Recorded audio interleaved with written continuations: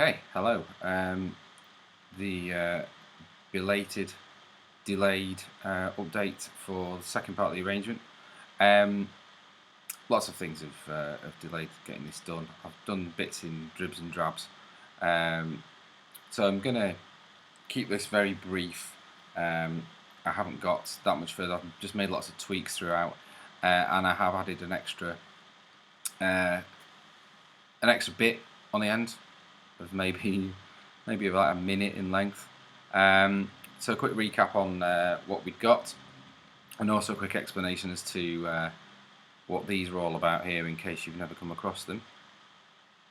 These are locators, and what they allow you to do is to put in a little button, almost like a clip start button there, at a particular point in the song. So where the kick comes in, I put a locator.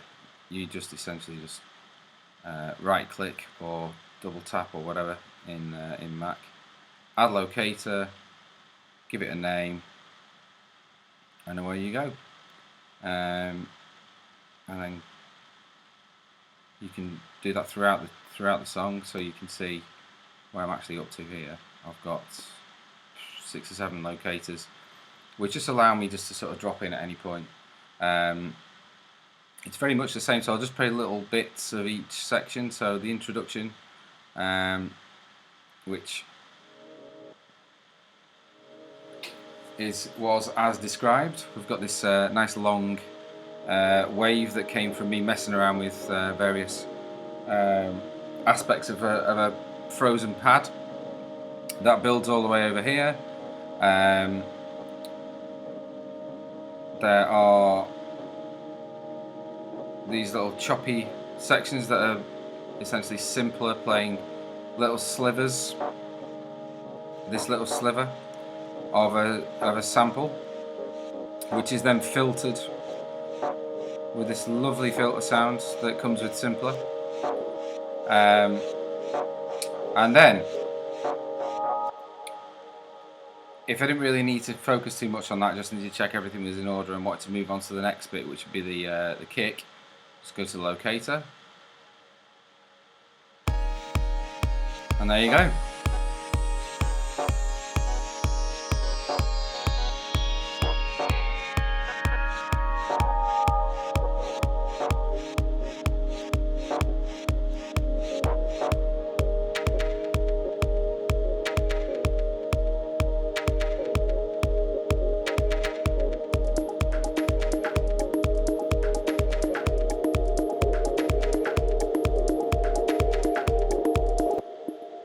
Did a few things with the bass. Now I'll say at this point, I'm not at all happy with the bass now.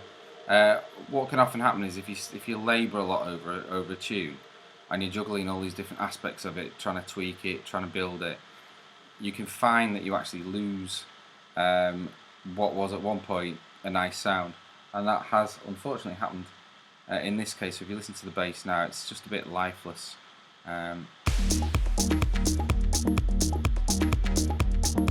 If we solo that bass,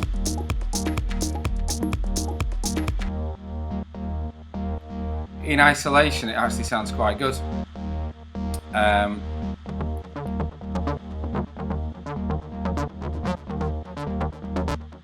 But it doesn't have the bite, the attack that it needs, so I'm definitely going to be working on that.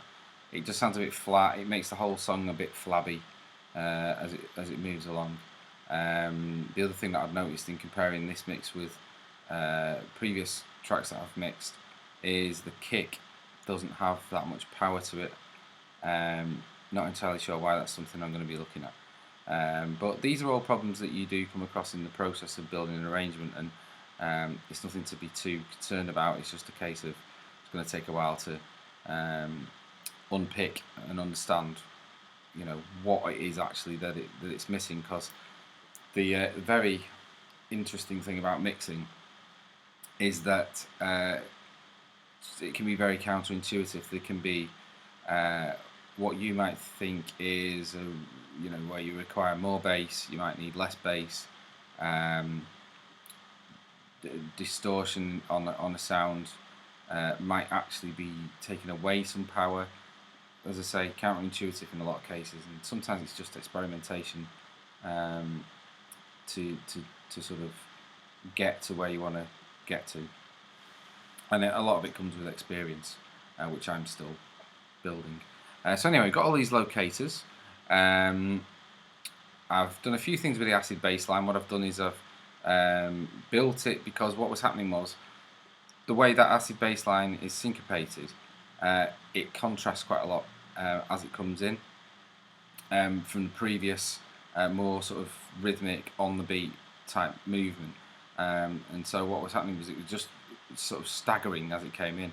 So what I found was by shortening the envelope of the acid line, it sort of gave it more of a rhythmic feel that I could then open up that envelope and let it start to express its own rhythm within the overall arrangement. So that works quite well here. You probably hear it. I'll just play you the from the start of the acid bass coming in. In fact, let's play just before it so you can hear that that contrast. Oh, for some reason we are missing the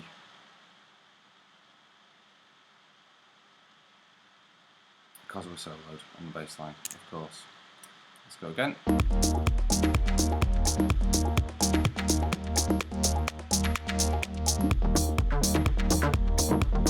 You can hear the really short envelope on the acid bass, and then that gets longer.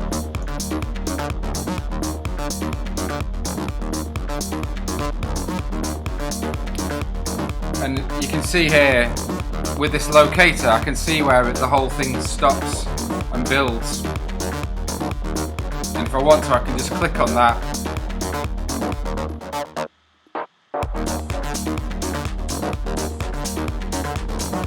This bit's still nice, still really driving and dark and all those things that I wasn't expecting it to do.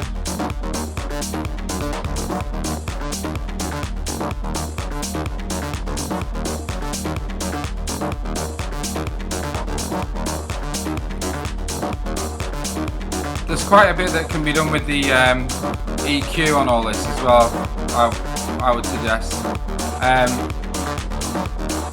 Because a lot of this is mixed on these headphones, these give a sort of sweetened sense of where the EQ is.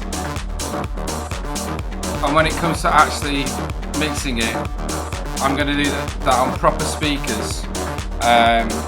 So I've got a real sense of what the frequency response is like across the whole piece.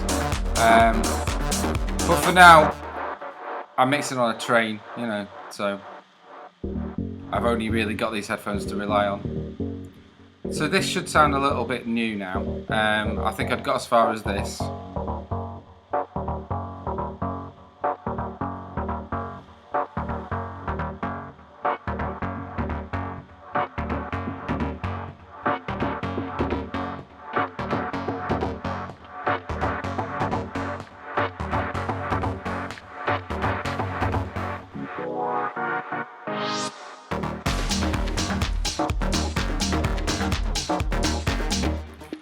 So yeah, what I wanted to do there was suggest there's going to be a drop into a bigger section, but rather than just go straight into it, leave that first beat with nothing, and actually come in on the second beat with real emphasis.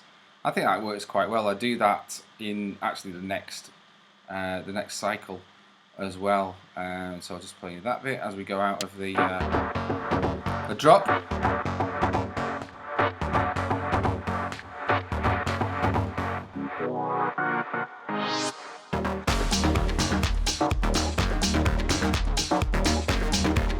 And do it again here.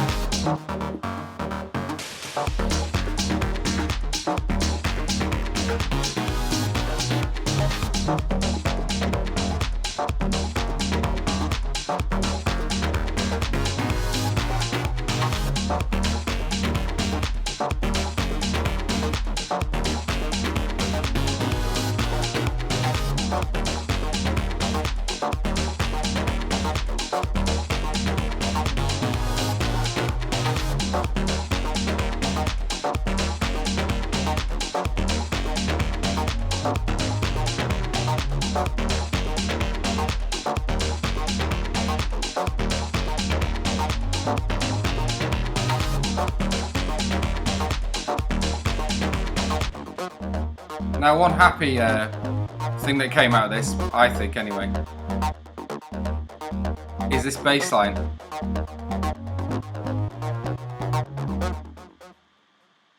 Yeah. I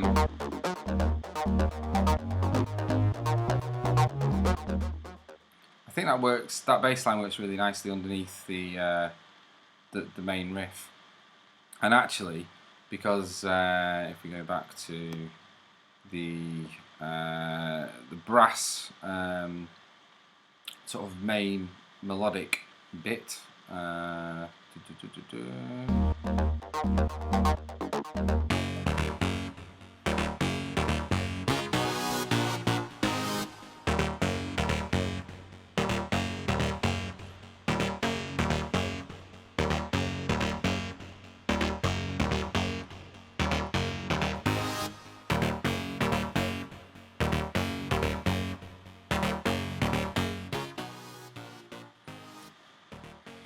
So that is your main riff. I could probably make more of that. I think that brass sound, that synth brass sound, needs to have more emphasis. Probably do a bit more with the filter opening and closing.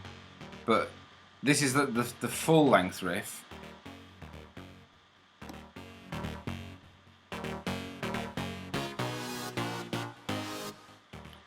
So it does that 4 or 5 times, and then I've looped around just that root note so that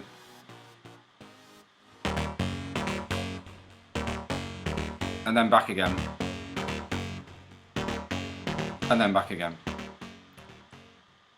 And what's nice about that is that the bass line stays the same.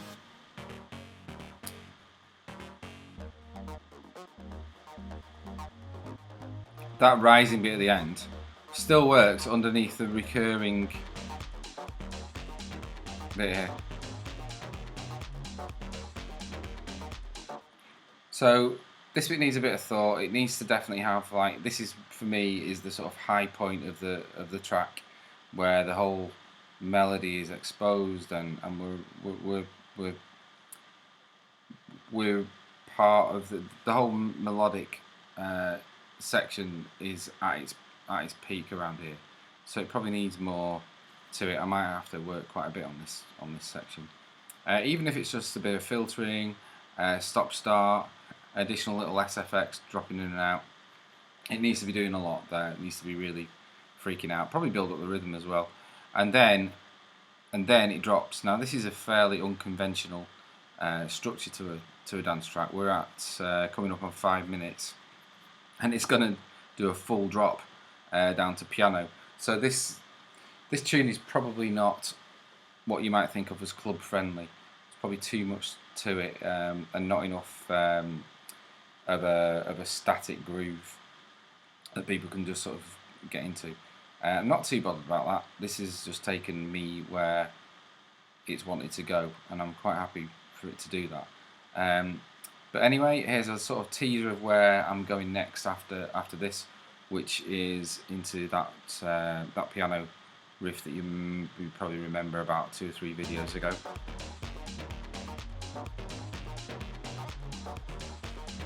So into the standard half melody with that bass line maintaining its rise,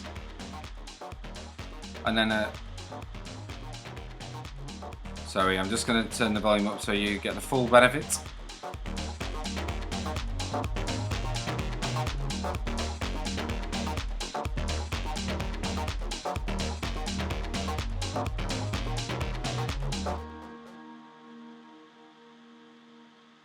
I quite like that.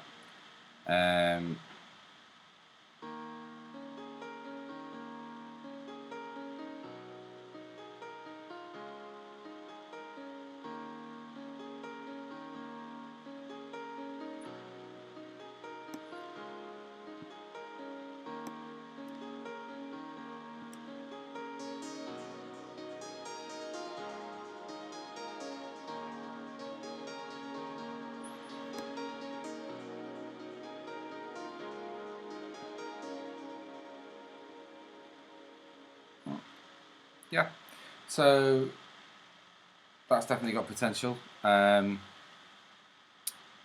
you can probably tell there, the reverb is being jacked up a bit.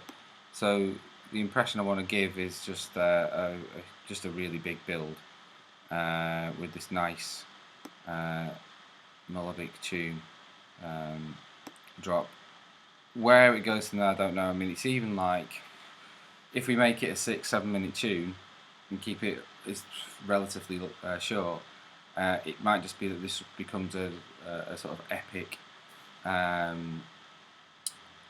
melodic section with strings or just a lot of effects without much rhythm. I don't know. I am trying to think of these tracks in the context of an album. So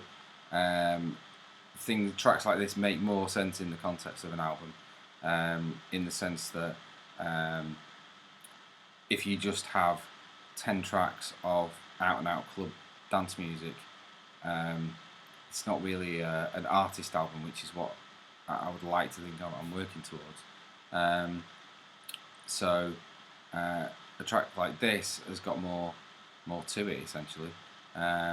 It's got build, it's got melodies, it's got drops, it's got atmosphere, it's got a sense of emotional progression. So it is more of a melodic presentation that you're getting. But yeah, that's where I'm up to. So not a huge amount of progress, lots of little tweaks, as I said at the start. Not really, unfortunately, have much chance to do a great deal. I'll just quickly play you through what I've got. I'm not going to play all of it because the last video ran to about half an hour, which I think is a trial for anyone. So we'll start from the bass.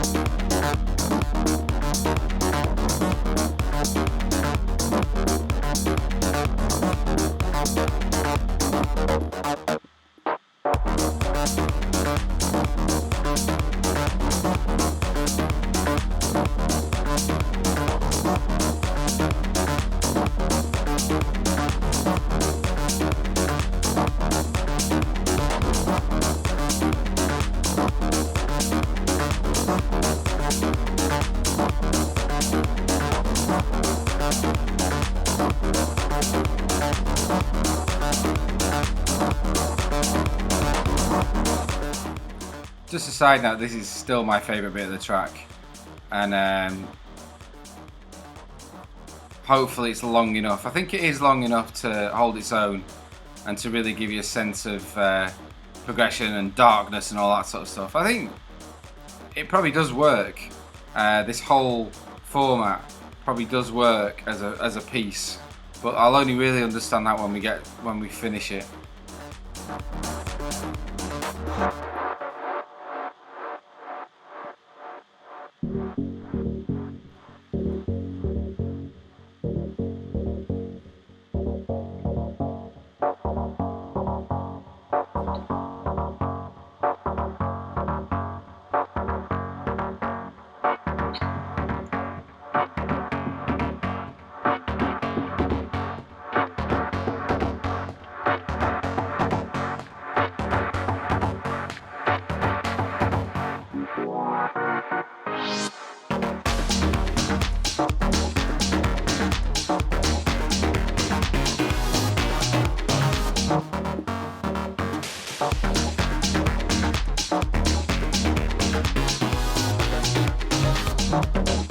Oh yeah, that's what I was thinking. That riff could benefit, I think, from a higher octave lead sound that really just emphasises that melody and just says to you, we're at the main riff, essentially.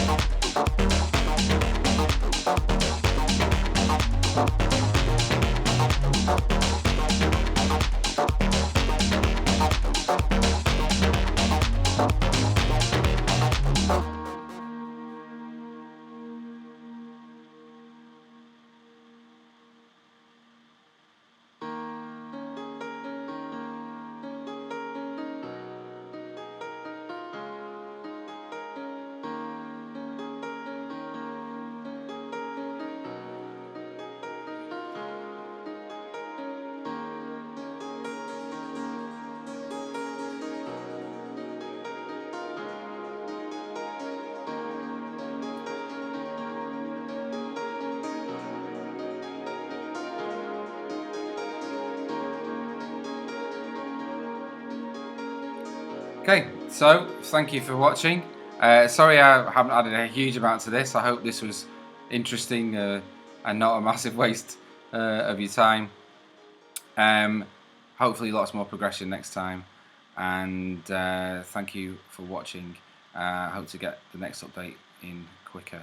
Don't forget to like and subscribe if you so wish. Thank you.